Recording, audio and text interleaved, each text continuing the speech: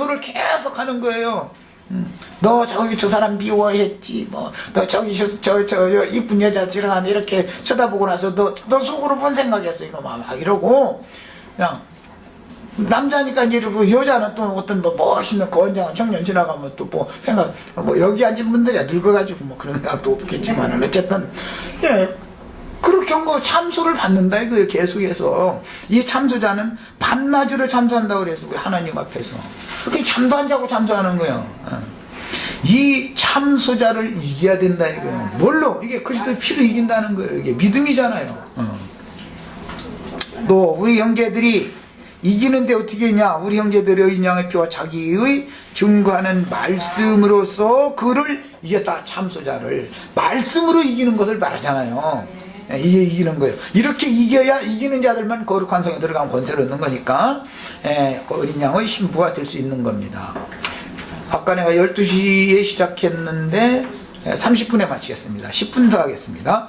성경의 이런 흐름을 이해한다면 아브라함과 그 후손에게 주시기로 언약하신 젖과 뿔이 흐르는 가나안 땅을 정복하는 전쟁을 지휘할 이스라엘 군대의 총사인 여호수아 앞에 나타난 여호와의 사자가 앞으로 어떻게 여호수아에게 계시를 해서 이 전쟁을 승리로 수행하게 할지를 이해할 수가 있습니다.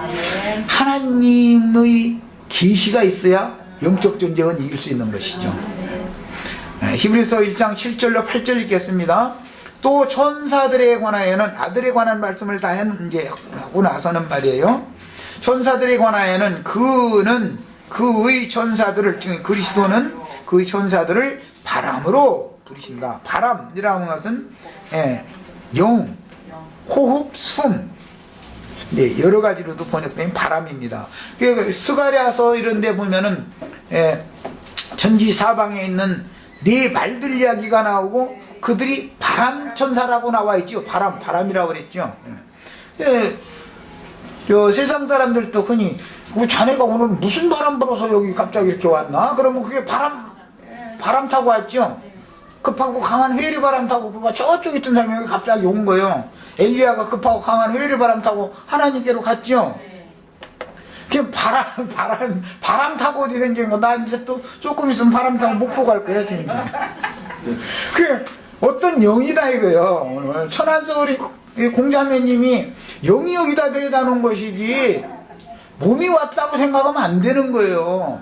그 정신, 그 영이 나의 몸을 지배하고 주장해서 여기다 앉혀놓은 거죠. 영의 모든 움직임이라는 건 영의 움직임이다. 어떤 사람은 술집으로 데리고 가는 바람 불 수도 있고, 어떤 사람은 어디로 데리고, 이 모든 것이 다 말이야. 바람의 역사를 상징한다. 성령으로 거듭나는 건 뭐예요? 바람의 역사를 상징해놨죠? 다 이렇게 돼 있어요.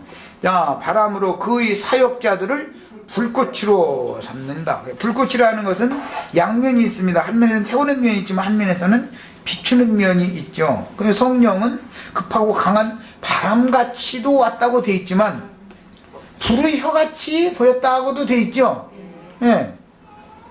그 다음에 이런 말씀을 깨달아야 되는데 막 성령 받은 불러 가면서 조금 이겨가면서 방언 터졌다 이러고는 난 그런 사람들 만나면 입 다물어버려. 저 끝날 때까지 기다려주는 수밖에 없어. 그거 같이 치면은 이제 방언이 있냐 없냐부터 해서 이제 고린도전서 보자고 하는데 이거 따지면 내가 어차피 질 건데 그 사람 목소리 큰 사람이 이기는 거 난 해봐야 못 당하는 걸 뻔히 하는데 가만히 있는 게 제일 낫죠.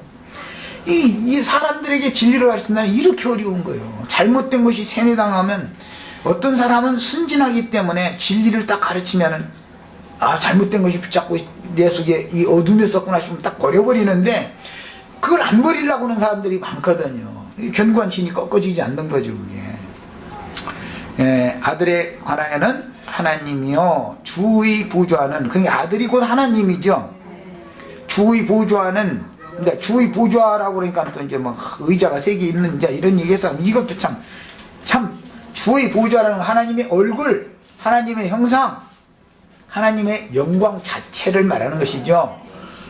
보좌라는 게 하나님의 영광 보좌를 말하는 거잖아요. 하나님의 영광이라는 것은 하나님의 이름이요, 하나님의 얼굴이요, 하나님의 형상이다 이거예요. 그게 바로 하나님의 보좌다 이거예요. 그냥 하나님의 보좌가 어디 뭐 장소에 붙게 있는 게 아니죠. 하나님 자신의 얼굴, 그분의 성품과 인격이 곧 신의 보좌다 이 말이에요. 그게 누구예요? 그리스도잖아요. 말씀이신 하나님의 보좌가 뭐예요? 그리스도지요. 그리스도는 여호와의 보좌잖아요. 그래서 주의 보좌는 영영하며 주의 나라의 규는이라고 지금 개정해 놓겠는데, 옛날 성경에는 홀이라고 번역을 했었죠. 같은 단어입니다. 이제 이것은 홀이라는 것은 번역한 한글로 번역한 뜻이고, 규는 한자어지요. 주라는 거 이제 서옥규자 쓰고, 이게 홀이라는 홀규라고도 하죠. 그 규자를 쓰는데, 그 흑토 2개 있는 거. 옛날 중국에서는 그 천자가 제후를 봉할 때 인장반지, 작년에 우리나라 그 국세, 국인, 이것이 문제가 있었었죠. 그것을 말하는 거예요. 이게 홀이라고 그래요. 그 관인이라고 그러죠. 관인. 청와대에서 국가의 가장 중대한 사안을 뭐 웬만한 건 대통령이 이렇게 이렇게 전결을 해서 사인을 해서 이렇게 결제를 하지만, 국민 전체의 어떤 무엇을 중지를 모아서 해야 되는 헌법을 개정한다라든지 그 다음에 공부하고 그럴 때는 그럼 반드시 그건 청와대에서 관인을 찍어야 되는 거잖아요. 그건 국가의 도장이잖아요. 나라 도장. 그런 걸 말하는 거예요. 그것은 뭐죠? 나라의 지리권을 상징하는, 그거 가진 사람이, 그거 관리하는 사람이 지리자다 이 말이잖아요.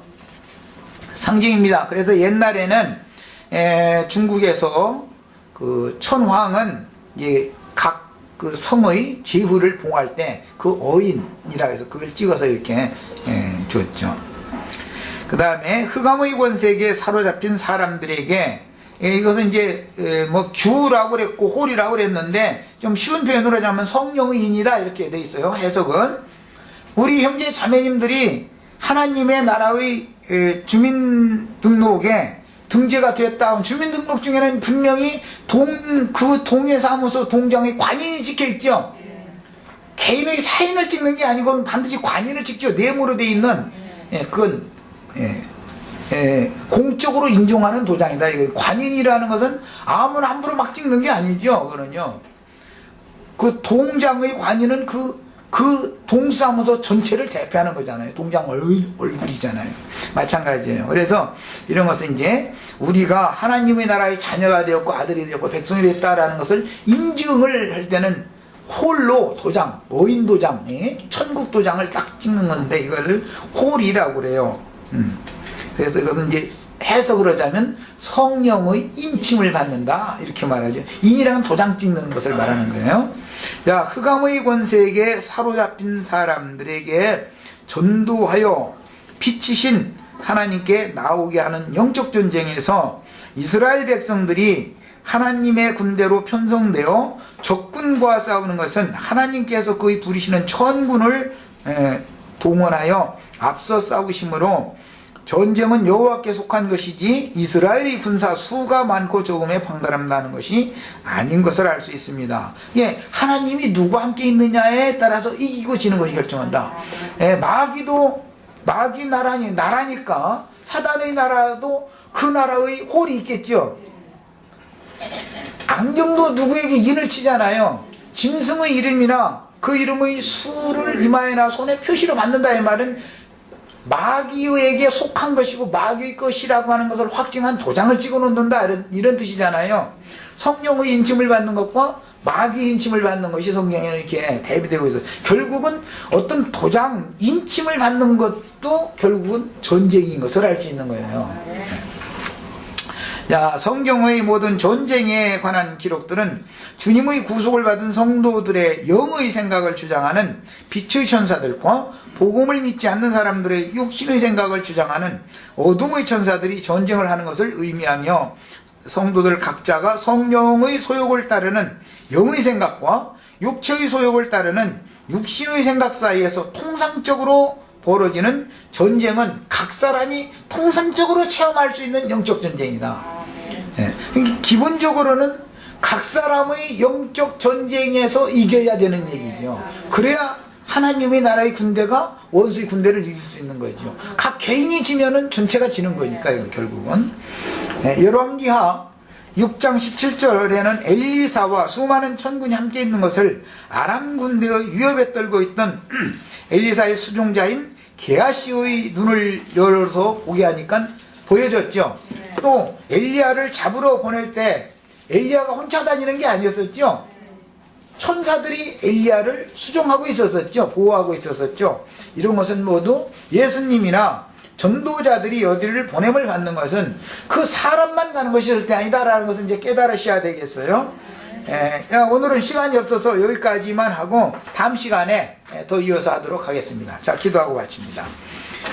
오늘 여호수아 5장 13절로 15절 사이에 나오는 이 영적 전쟁에 관한 기초 진리를 여는 말씀을 나눴고, 다음 시간부터는 이제 영적 전쟁에서 각 성을 무너뜨리는 말씀으로 이제 들어가게 되는데, 기본적으로 영적 전쟁이라고 하는 것은 복음을 전파해서 사단에게 사로잡혀 있는 사람들을 다시 사로잡아서 그리스도께 복종시키고, 그걸 통해서 그리스도의 나라를 세우는 것을 의미한다. 이런 것에 대한 기본 인식을 하고 여호수아서를 말씀도 듣고 읽을 수 있도록 은혜를 주시길 주의 이름으로 기도합니다. 아멘.